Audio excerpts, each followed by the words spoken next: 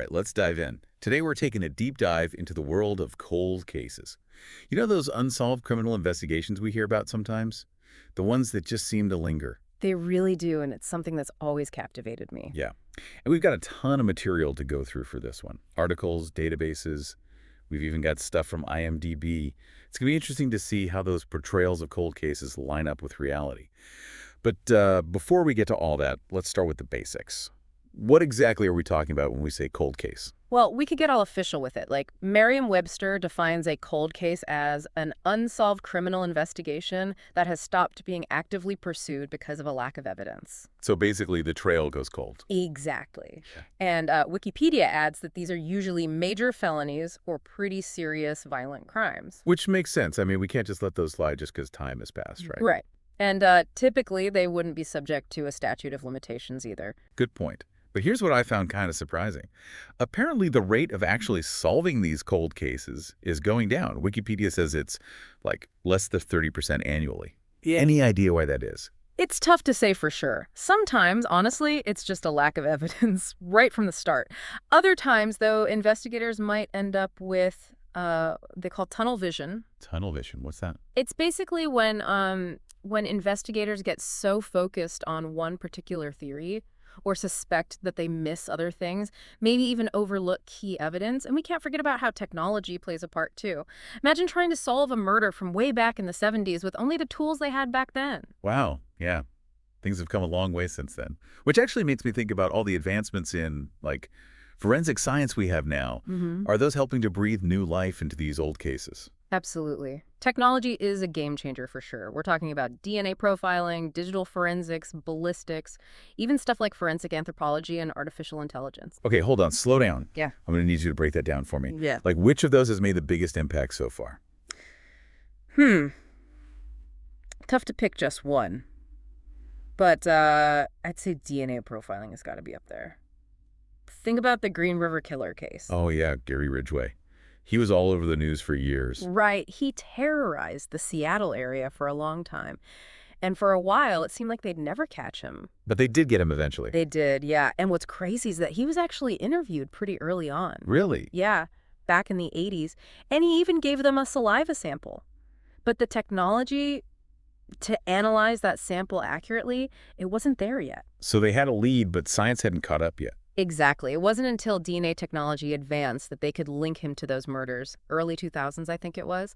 It really shows how important these breakthroughs are for cold cases. Wow, a sample from decades ago. That's Yeah. mind-blowing.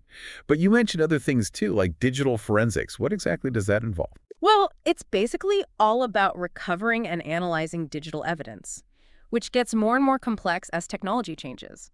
Think about it from floppy disks to hard drives to the cloud.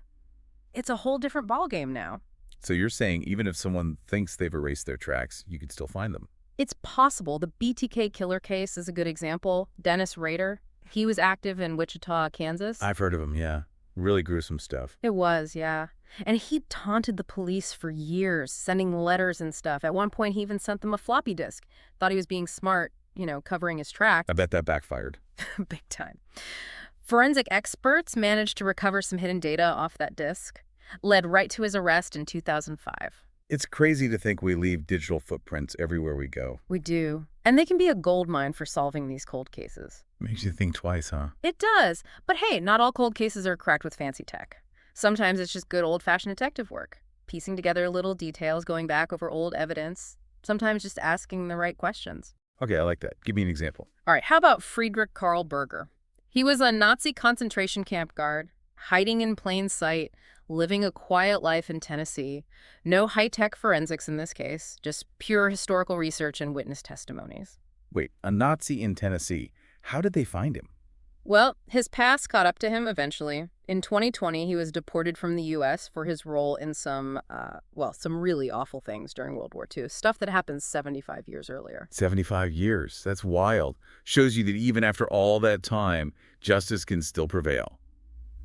But speaking of time, I've got a case for you that shows how all those years can really add layers of complexity to an investigation. Especially when you're dealing with misidentified remains. Ever heard of Joseph Henry Loveless? Yeah, the name rings a bell. Wasn't he like a criminal who escaped from jail back in the early 1900s or something? Yep.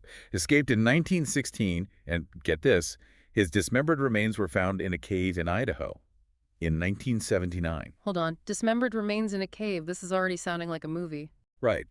But the story doesn't end there. He wasn't actually identified until 2019, using some pretty advanced genetic fingerprinting. Wow. Talk about a long wait for answers. It is. Imagine Ugh. finally putting a name to those bones after all those years. So we've got technology playing a part, and we've got cases where the mystery spans decades.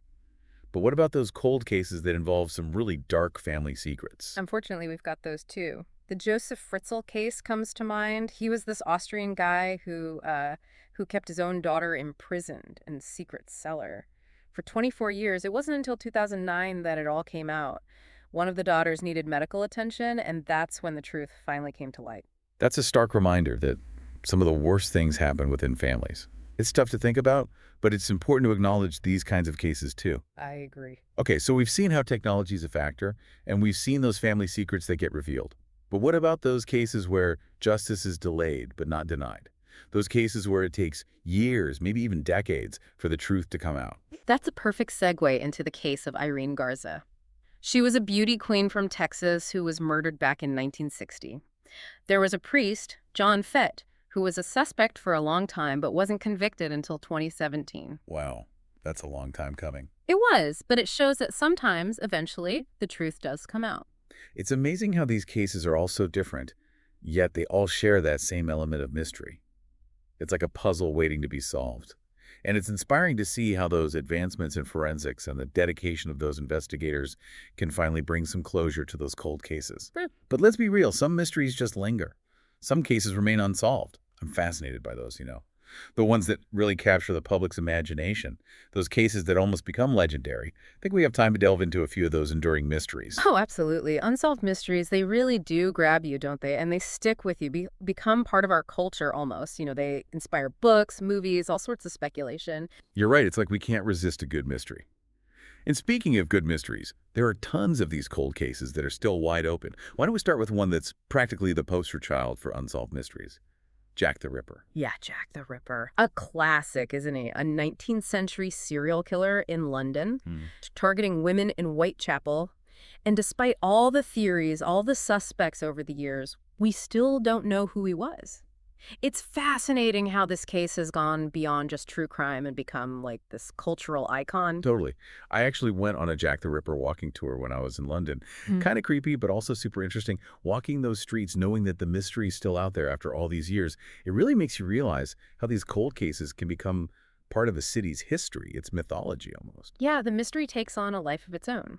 And hey, speaking of mysteries that have been around for decades, let's jump ahead to the 20th century, the Zodiac Killer. Oh man, the Zodiac Killer. Terrorizing Northern California back in the late 60s, early 70s, sending those cryptic messages and ciphers to the police and newspapers. I remember reading about those ciphers. Some of them have been solved, but others are still a mystery. It's like he wanted to create a puzzle that would last forever. Do you think the ciphers were actually complex codes, or was he just trying to hype things up?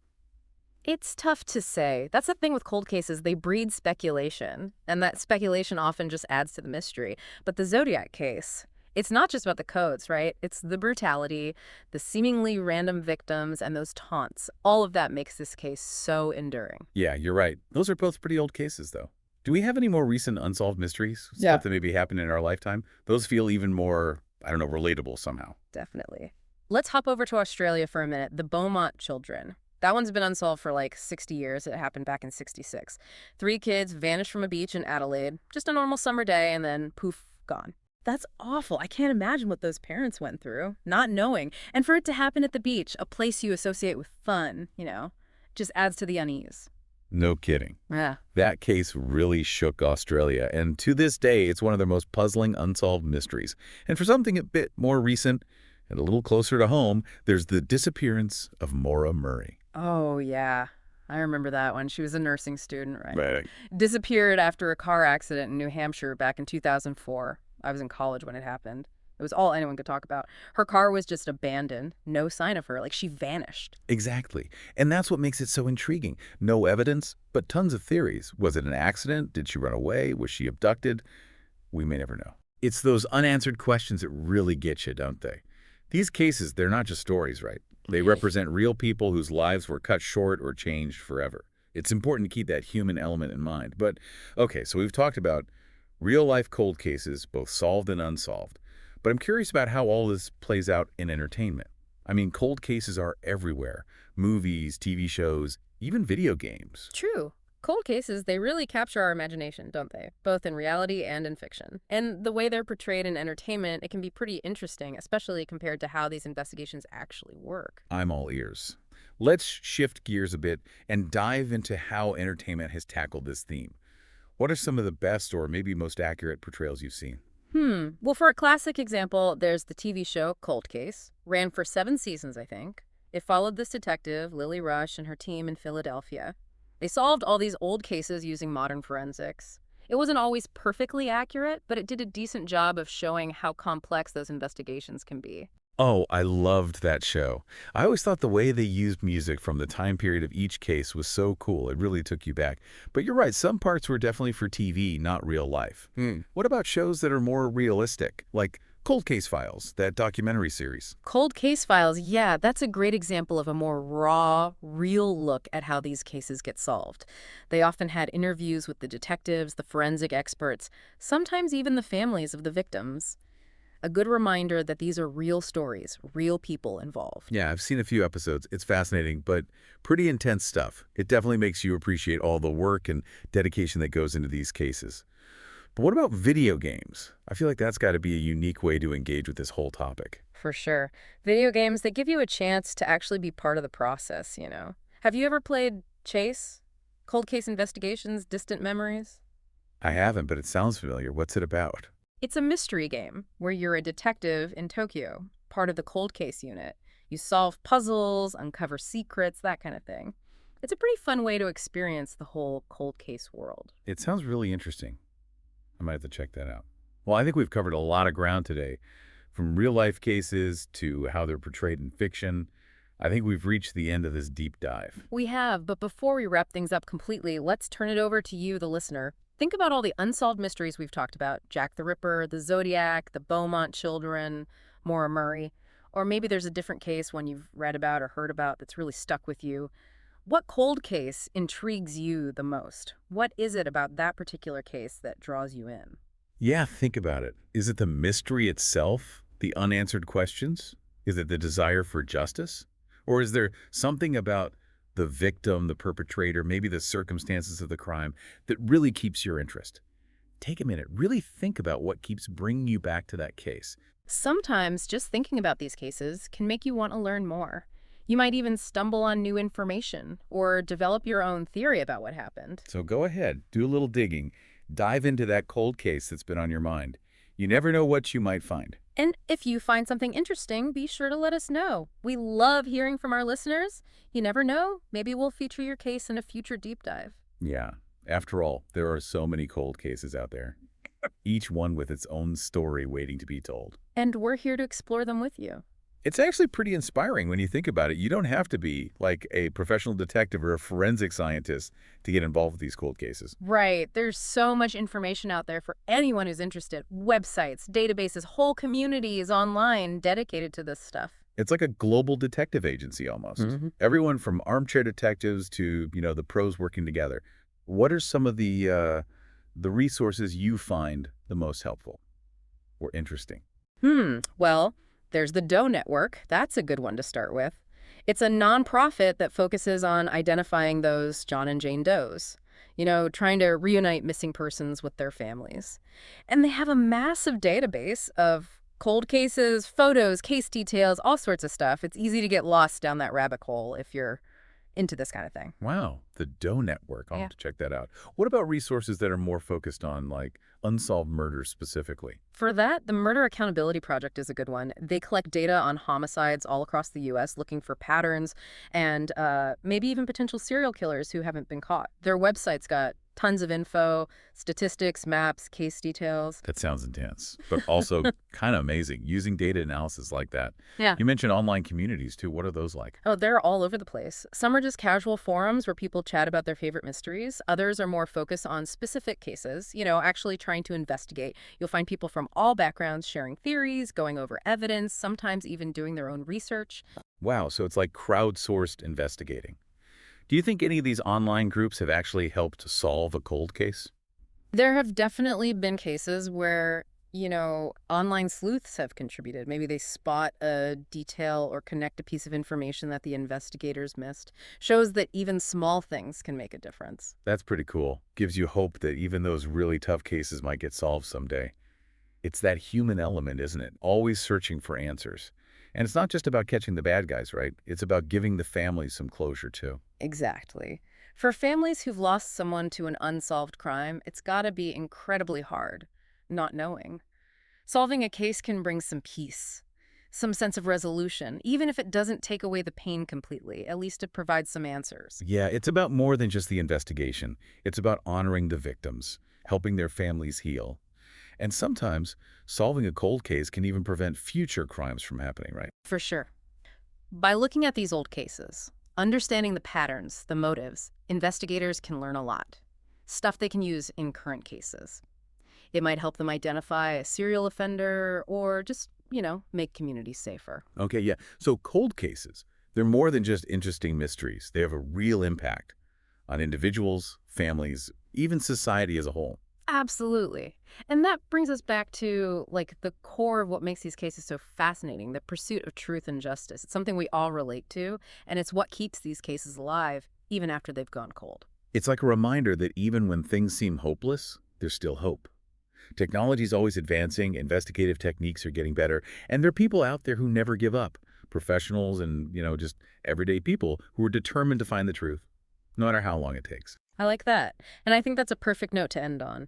We've really explored the world of cold cases today, what they are, why they happen, the amazing ways science is helping to solve them, and of course, some of those captivating stories, both solved and unsolved. We even touched on how they're portrayed in pop culture, which is always interesting. This deep dive has been a wild ride. So many twists and turns. It's made me think about the past, the present, and even the future of criminal investigations. And I think we've all come away with a better understanding of just how complex and important cold cases really are. They're more than just mysteries. They're about real people and the never-ending search for justice. I want to thank you all for joining us on this deep dive into the world of cold cases. And remember, keep that curiosity alive. Keep asking questions, keep searching for answers. Who knows, maybe you'll be the one to crack the next big case. And be sure to join us next time for another deep dive into a brand new topic. Until then, stay curious, stay informed, and keep those brains working.